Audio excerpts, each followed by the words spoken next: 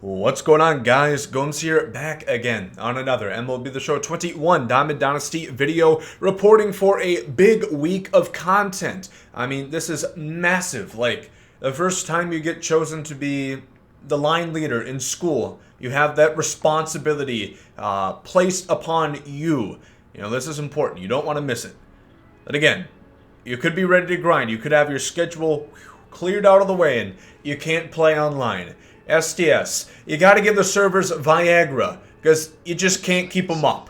I don't know what else to say. We have a pretty big week of content as always. POTM, we have April monthly awards coming in hot. We have the second inning program, Tops Now Diamonds headliner. I think headliner's coming today as well. So yeah, leave a like if you guys enjoy as always. Subscribe if you guys are new. And yeah, let's get on. Oh, close to 60K. Would love to get there within end of the week. Is that possible? A lot of great stuff here. Triple upload today, believe it or not. So, talking about what we have today, we are first going to discuss, well, really only two things on here. Monthly awards, the second inning program, but we also know there's headliners coming. We know there's Tops Now. We're going to talk about May daily moments and also some investments. So, if you guys are looking to make stubs, we're going to talk in that regard as well. So, I think we're going to kick things off with a bit of an investment, bit of talking with the POTM set. I did make a full prediction video. If you guys missed out on that one, perhaps go watch it. If not, don't watch it. I don't know, it's there. So monthly awards, of course, can't really see much here. It's coming soon. You know, if servers allow, you know, maybe that's a bit of the caveat. Is the servers going to be up for the monthly awards, or are they going to have to postpone them to May? We're going to have to wait and see. I don't think that's going to be the case. I don't think that's going to happen. But you can see by the screenshot right here, this is how it worked last year. And of course, if you guys have been playing MLB The Show for quite some time, couple years now, you would know that they used to go by a pack basis. It would be, I think, 20K stubs in the store, limited for about a week towards the, you know, the end. It used to be like 10,000 packs. That shit didn't work, you know. I was back in school at that time, and I just had no shot. You know, I couldn't go on my phone during school or else I would be sent to the principal's office. So I was shit out of luck in terms of getting a pack. But they changed it to time limited. People still don't like that you had to basically risk your stubs on randomized loot boxes for packs. So they changed it up, the formula. If I had to guess, I think that's how it's going to be again this year. And that is regarding collecting to get cards to work through the program and do various other missions, things with those cards. You don't have to buy packs. But what you do want to be aware of is Tops Now, because that can get you some cards started towards your collection. And last year they had Tops Now packs, you know, sprinkled in like a parsley on a nice pasta dish, I suppose, waiting for you. But those cards would, you know, be more in price. So if you were to buy these now, you could use those for the collection and then sell them once they're at a higher price, or you can buy extras and sell them at a higher price when the program drops. So we're going to be talking a little bit about the Tops Now cards. For example, these are the ones that we have.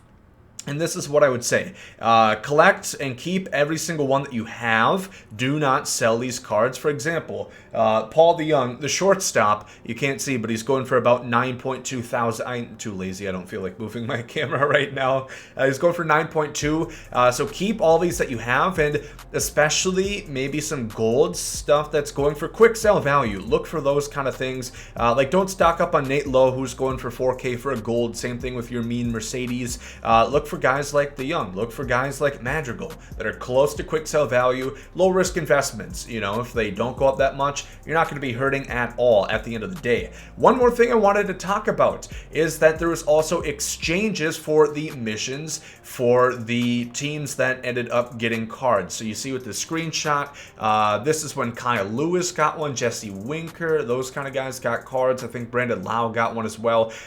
Hot take, I don't think Brandon Lau is going to get a fucking card this year because he is dog shit yet again. The postseason really spoke into his true performance, I guess. It's tough watching the race sometimes. They beat the Angels. Tyler Glasnow, another win.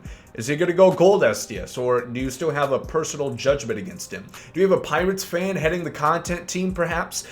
So, teams that I think that you guys should kind of bet on. Again, nothing's guaranteed, set in stone, but the Reds, I think, have a couple options. Castellanos, yes, he's an 82, but he's one of those higher names that could get a higher diamond. Then you have a ton of other guys. Jesse Winker's deserving of one. Tyler Mahle, I think that's how you say it. Tyler Naquin. There's truly at least about 4 players for the Reds that I think they're probably going to get at least one card. So I think that's a pretty safe bet. Same division. The Brewers. We're talking about Corbin Burns. We're talking about Freddie Peralta. We're talking about Brandon Woodruff. Those 3, I think, definitely have a great shot. Of course, Corbin Burns might be the Lightning Diamond, so that's something to think about. Then 2 more teams I want to talk about is Boston, hottest team in baseball. I think Matt Barnes is pretty sure going to get a card. There's a chance he might not, but I think he's going to get one. And then they also have JD's kind of a fat chance because he has that diamond already, but a lot of guys that have been doing pretty good work. Alex Verdugo has been looking well. Devers has been pretty nice. And then Toronto is also a shot. Of course, that's in regards to Vlad. Why can't I find Blue Jays? I think Vlad's guaranteed a card. Whether it's the Lightning Diamond, whether it's a 89 highest set diamond reward, I think he's going to get one regardless. So start looking at getting some silver cards and gold cards of those teams. And again, who I think is going to be the Lightning Diamond, I don't think it's going to be Buxton. I would love it to be, but I'm kind of leaning towards Corbin Burns, but I also think Vlad Jr. has a great shot. It's like 60-40, 60% Corbin Burns, 40% Vladimir Guerrero Jr. If you want to hear more about my predictions, again, see the video for that specifically. So talking about investing for that. Moving on to the second inning program. The first inning is going to end in 3 days, so if you guys are looking to get XP quickly, that is something you're going to want to get on. I'm not sure if I'm going to get to this final pack. I'm still like 100k XP away, but we'll see what happens. The second inning program is going to be coming in hot. I did my predictions yesterday again, and we're going to have a brand new legend within the second inning program alongside 2 other bosses. We're going to have a ton of packs, ton of loot rewards, and everything of that nature. So again, let me know who your predictions for the second inning program are. I threw out Beltre as a possibility. I would love to see like a Garcia Parra. I would love to see, you know, Bobby Abreu. Miguel Tejada, maybe. You know, steroid kind of piece of shit, but at the end of the day, you know, we do have steroid users known, such as Jason Giambi, and they don't exactly seem to be cowering away from him. So I think maybe there's a shot. So second inning program is going to be coming. As far as anything you can do in preparation, there's not a voucher, but it seems like we're probably just going to get it in form of a collection. So the same way they've been doing it. Do I think these cards are necessarily worth investing in for that bonus? At this current point, no. There's so many XP glitches in the game, which I'm sure you've seen because everybody makes 40 videos on those, it seems.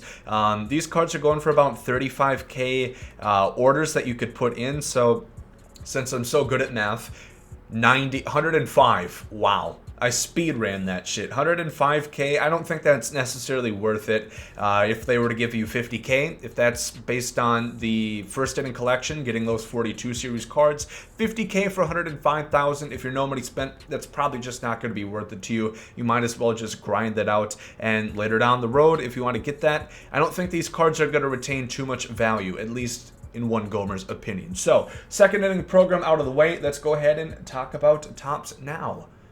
Right now. Whoops. Ended up on my Twitter. I really just wanted to show you this meme. Is it funny? This is where I would grind MLB if I could fucking play. Oh, that was alright. And it made it quickly in Photoshop. Haha. Any laughs in the comment section? So here we go. Tops now for this week. Last week for April. Here's what I am expecting. So I think we're starting out with Anthony DeSclafani and moving forward. Guy like Rhys Hoskins. You know, this is of course from his game-tying home run against the Mets on Sunday Night Baseball, right? Where he cleared the railing. That shit was so wild. Oh my god. Yeah, Rhys Hoskins, I would love to see get a card. Always mashes. I think he could get a card. We've been seeing like Paul DeYoung. Rhys is a 80. I think DeYoung is a 79. I think there's definitely a chance for Rhys to get one. I would love to see them start to kind of take out the silvers and tops now. Give us 4 golds or 3 diamonds, 3 gold, something like that would be cool. So I think he has a shot for sure. Jordan Luplow, they always like to give guys like him, Deschlafani, again, guys that probably aren't going to get finest cards, probably aren't going to get too many upgrades, but Luplow is a possibility. Crushes lefties always. I do want to mention Acuna. Guys like this, he's not going to get POTM. He has a 92 overall diamond. I didn't think I had to say that, but they're not going to give him a 94 overall POTM card. They're not going to give him a 94 tops now if he has a 92 live series. So, yeah, I didn't think I was going to need to say that.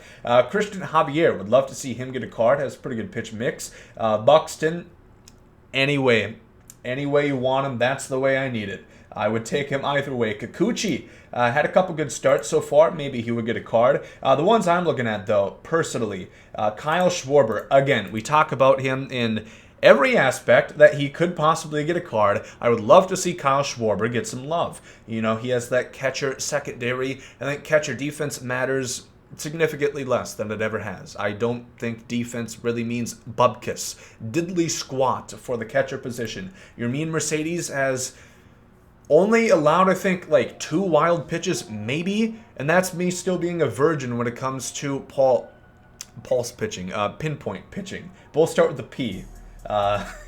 Alejandro Kirk perhaps could get a card. I would love to see Kirilloff get one. Talk about unlucky. He was a lot of at-bats without a hit. And had 2 home runs. He's at 4 now, had 2 doubles yesterday. The hype train for Alex Kirilloff is real.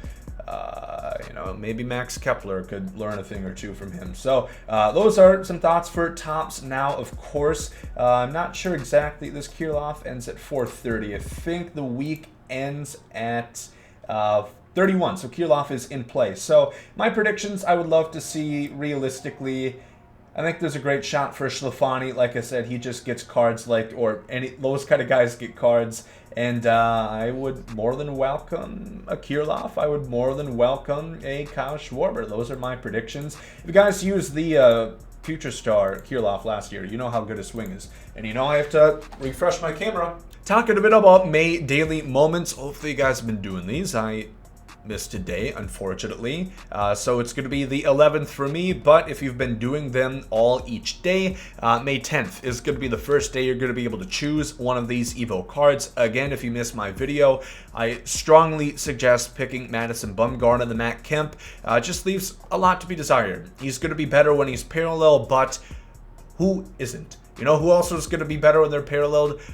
Mad Bum. You know, weak argument there. So Mad Bum also has like 40-some powers I failed to mention in that video. So make sure that you guys continue to do these. Again, speaking of investments, if you missed that, I think starting pitcher is a decent option to invest in. Get those silvers, get those golds, and same thing with center fielders for Matt Kemp. The prices are still quite low. So I think that you guys are going to want to get in on this. Like I said, a Rosarena can be bought for quick sell value. There is absolutely no risk in doing this. So I think golds are a great option, especially when you look at some of the value in terms of comparative to price. So yeah, I think that is going to be something you're going to want to keep an eye on again. And next Monday, you're going to be able to get one of those evolution programs unlocked for either Matt Kemp or Bumgarner, whichever you choose. And I think like a week later, you're going to be able to choose the other one. So it doesn't really matter who you pick first. I just recommend Bumgarner personally. But I think that's going to do it for this one.